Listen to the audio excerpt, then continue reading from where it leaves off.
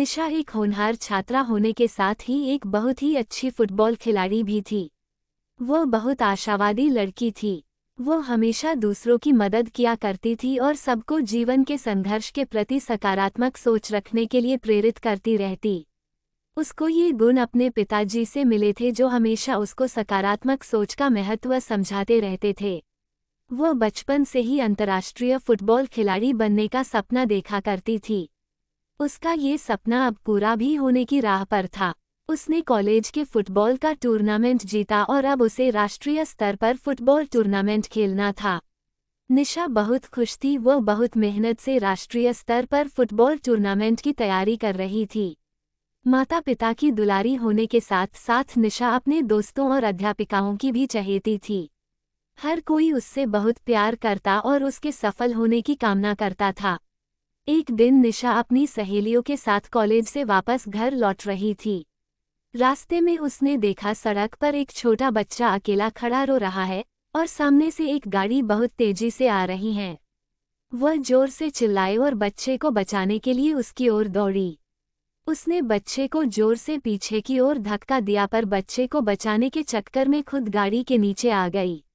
इतने में बच्चे के माँ बाप दौड़कर आए। उन्होंने तुरंत निशा के माता पिता को इसके बारे में सूचित किया और लोगों की मदद से उसको हॉस्पिटल में भर्ती करवाया। निशा बुरी तरह जख्मी हो चुकी थी।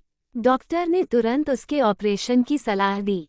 निशा के माता पिता ने ऑपरेशन के लिए हामी भर दी। 12 घंटे बेहोश रहने के बाद निशा को होश आया। होश में आते ही निशा ने देखा माँ एक कोने में कुर्सी पर बैठी रो रही है और पिताजी निशा के सिरहाने बैठे हैं।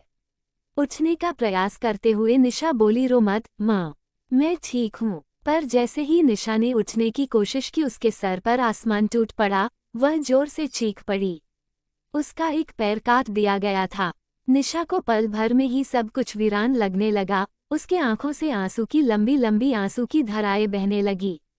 उसके सारे सपने पल भर में टूट गए। वो पिताजी से चिपक कर फफक कर रो पड़ी, पिताजी, मेरा जीवन बर्बाद हो गया, अब मैं कभी फुटबॉल नहीं खेल पाऊंगी।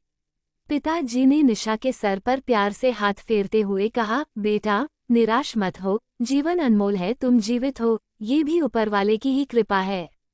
वो आगे बोले, भगवान जब एक रास्ता बंद कर देता है तो दूसरा रास्ता जरूर खोल देता है। जो रास्ते हमारे लिए बंद हो चुके हैं उनके बारे में सोचने से दुख के सिवा कुछ नहीं मिलता। तुम अंतर्राष्ट्रीय फुटबॉल खिलाड़ी नहीं बन सकती, इसका मतलब ये नहीं कि अब तुम कुछ नहीं कर सकती। तुम तो मेरी बहादुर बेटी हो ना। तुम अब और मेहनत से पढ़ाई करना और डॉक्टर बनना। निशा कुछ न बोली। वो पिताजी से चिपक कर रोती रही और पिताजी उसे समझाते रहे। निशा अब ठीक होकर घर आ गई थी, पर वो पहले जैसी निशा न रही। हर समय गुमसुम रहती, किसी से कुछ न कहती। वक्त बीता। माँ के स्नेह और पिताजी की प्रेरणादायक बातों से निशा के मन के जख्म भी भरने लगे। उसने मन में ठान लिया कि वो हार नहीं मानेगी और जीवन में एक मुकाम हासिल करेगी। उसने अब सब कुछ छोड़कर पूरा ध्यान पढ़ाई में लगा दिया। निशा की मेहनत रंग लाई और वह कॉलेज में अव्वल आई।